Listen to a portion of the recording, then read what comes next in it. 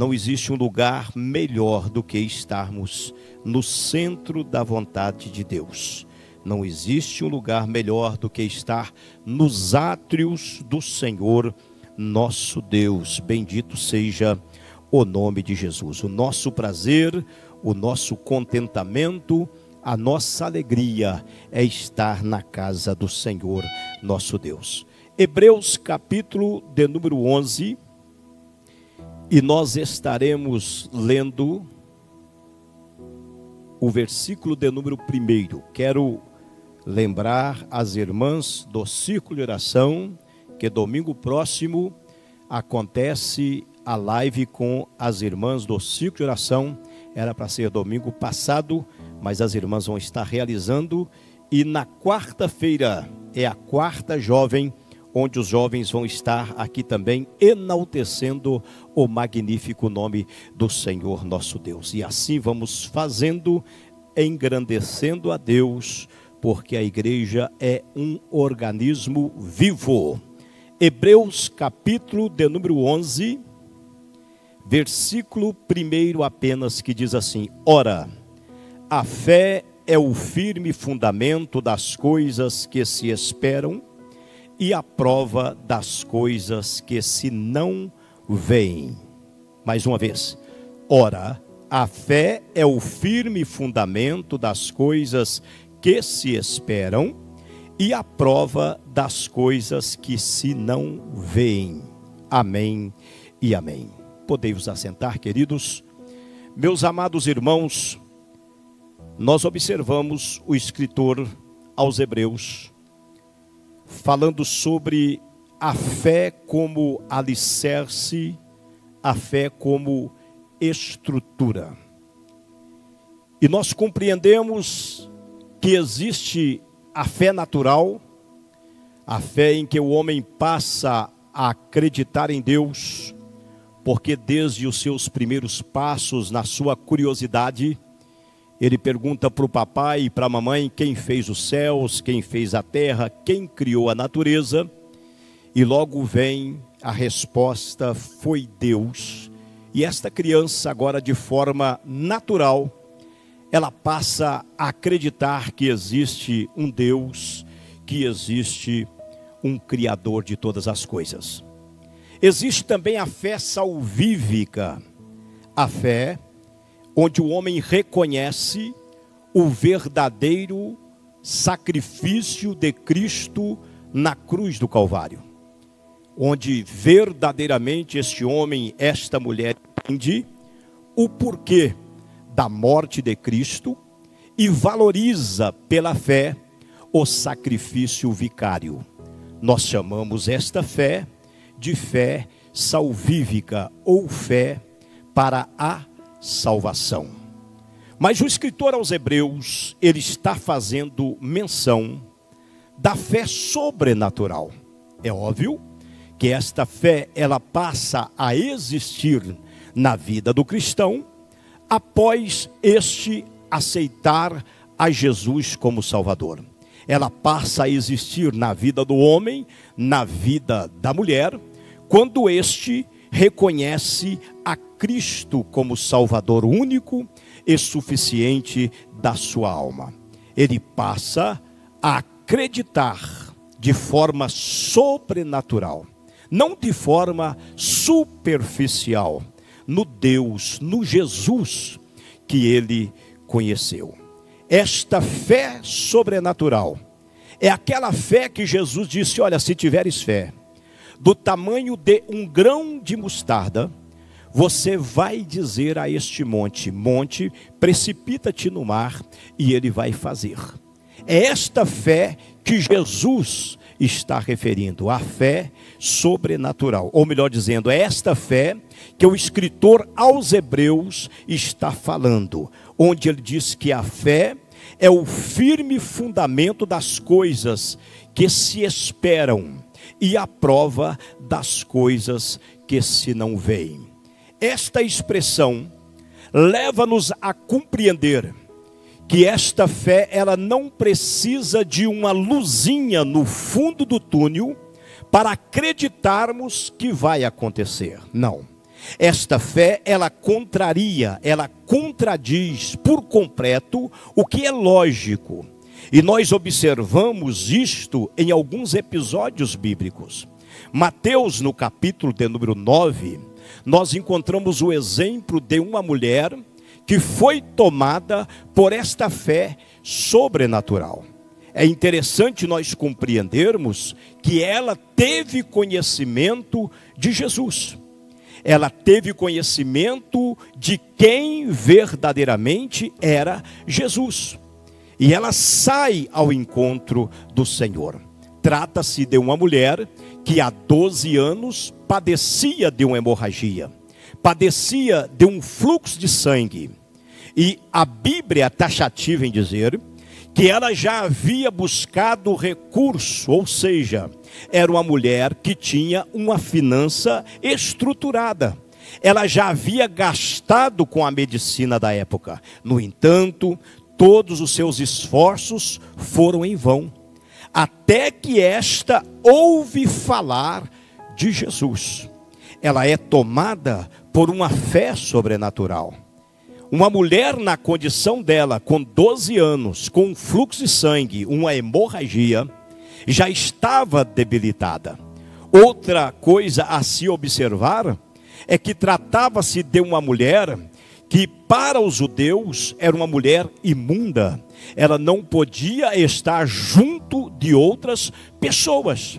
No entanto, quando ela é tomada por esta fé sobrenatural, ela se disponibiliza, ela se prontifica a vencer todos os obstáculos, a vencer todas as barreiras. E o texto diz que esta mulher, ela vai ao encontro do Senhor Jesus. O que vale a pena observar é que esta mulher, ela não se deteve com o obstáculo que estava diante dela, porque ela estava tomada por uma fé sobrenatural. Ela focou no milagre, ela dizia no seu coração: se eu tão somente tocar nas vestes do mestre, eu vou ser curada. E com aquele intuito, com aquele propósito imutável, ela enfrenta todos os obstáculos, todas as barreiras, vence a multidão. Eu posso até imaginar aquela mulher empurrando alguém para a esquerda, para a direita, até que por fim ela consegue tocar nas orlas das vestes do Senhor Jesus. E quando ela toca, logo o mestre diz: alguém me tocou. Os discípulos que estavam mais próximo de Cristo, mas que no entanto não estavam vivendo a fé que aquela mulher vivia, eles disseram de uma forma bem lógica: mestre, a multidão te oprime, a multidão te comprime, e tu dizes que alguém te tocou? E Jesus diz: alguém me tocou com o toque da fé sobrenatural. Alguém me tocou porque eu senti sair virtude de mim. Louvado seja o nome do Senhor para todo sempre. Observe bem a expressão do escritor aos Hebreus: a fé é o firme fundamento das coisas que se esperam e a prova das coisas que se não veem. O cristão que vive na fé, a fé torna-se para ele uma estrutura, um alicerce inabalável, porque por pior que seja o meu dia de hoje, eu ainda consigo acreditar que amanhã vai ser diferente, se eu verdadeiramente me identifico com um cristão tomado pela fé sobrenatural. Poderíamos citar diversos exemplos bíblicos em que pessoas exerceram esta fé, venceram o obstáculo, atingiram o alvo, porque a fé lhe deu estrutura, lhe deu condições para alcançar o milagre. Nós estamos vivendo, pelo menos neste tempo que eu sirvo a Deus há mais de 30 anos, a pior fase da igreja, porque houve o período em que as igrejas eram perseguidas, na chamada Santa Inquisição, e tantas outras perseguições em que a igreja escondia em cavernas, mas escondia-se em grupos, e estavam ali, ainda que um texto bíblico que seria lido, mas seria lido em grupos. E hoje nós estamos vivendo o chamado isolamento, e há de crer, há de acreditar que este isolamento está promovendo um mal muito grande na vida daqueles que não tiveram e que não têm esta experiência da fé sobrenatural, porque eles só vão esperar o pior do amanhã. Eles vão se alimentar das notícias, eles vão se alimentar daquilo que a mídia está expondo, e a expectativa para o dia de amanhã, com certeza, na vida destes que não têm a fé sobrenatural, é de esperar o amanhã da derrota, o amanhã da mortandade maior, o amanhã da miséria, o amanhã da fome, o amanhã que não vai ter mais sustentabilidade.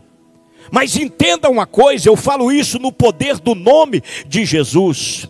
Nós não conseguimos ver no momento, nós não conseguimos contemplar no momento o amanhã vitorioso, se nós não tivermos a fé sobrenatural. É necessário que acreditemos, meus queridos irmãos, que o nosso Deus tem o poder para mudar esta situação num piscar de olhos, em um nome poderoso de nosso Senhor e Salvador Jesus Cristo. Por mais que as notícias não venham nos animar, é necessário, é preciso que eu e você, que nós acreditemos de forma diferente. O nosso Deus está no controle. O nosso Deus está no controle. E Ele faz no momento certo, na hora certa, para que o nome dEle seja glorificado. Quantas pessoas precisam materializar a sua fé? Quantas pessoas precisam estar tendo objetos para acreditar? Eu não estou falando da idolatria da igreja católica no momento. Eu estou falando do mal que existe no grêmio evangélico, onde grãos são vendidos por preços absurdos e existe alguém que ainda acredita.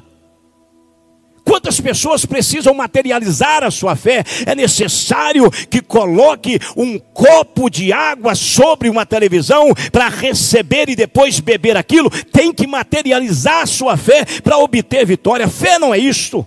A Bíblia nos orienta que a fé é o firme fundamento, é acreditar que Jesus Cristo era o mesmo ontem, hoje e de eternidade a eternidade. Ele é Deus. Bendito seja o nome do Senhor para todo sempre. Não é necessário materializar a fé. Esta não é a fé sobrenatural, a fé que é tomada como fundamento. Não, senhor e não, senhora.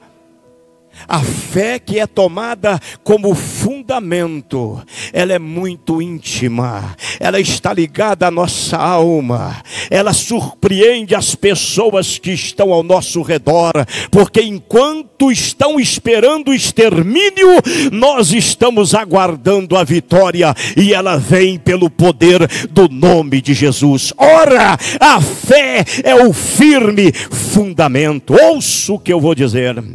O cristão hoje, ou ele é tomado pela fé sobrenatural, ou o seu alicerce ele vai abalar.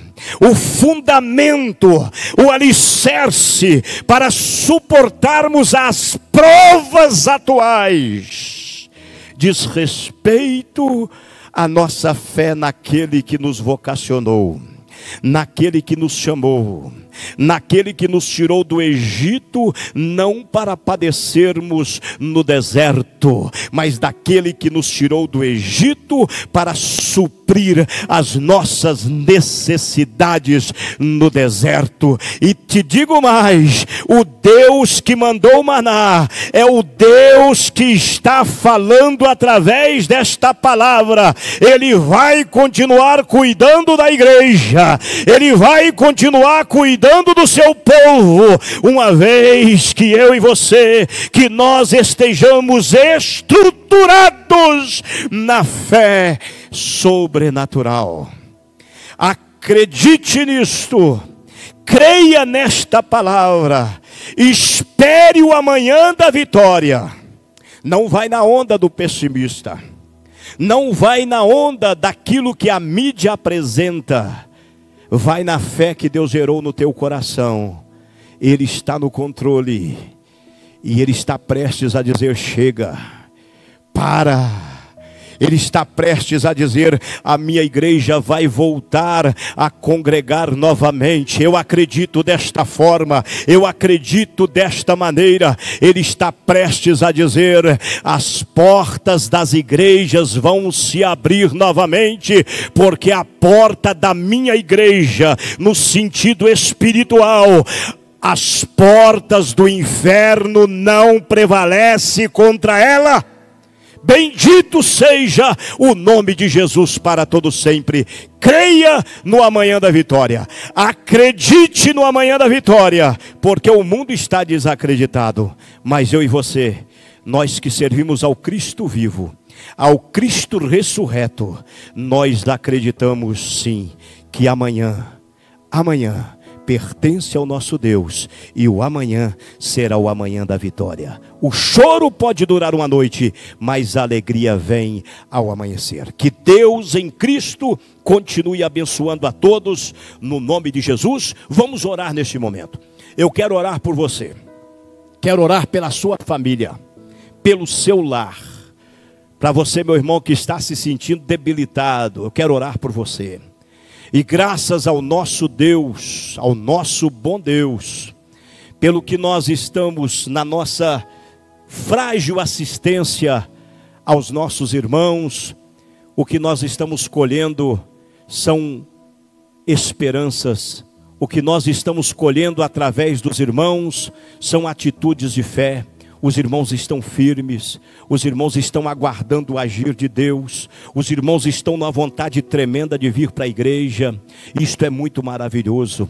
Glorificamos a Deus porque não temos notícia de alguém que se perdeu, mas estão mantendo na fé e vai continuar mantendo na fé, em o nome poderoso de Jesus. Querido Deus e Pai, nós queremos engrandecer o teu magnífico nome, porque até aqui o Senhor nos tem ajudado, o Senhor nos tem sustentado.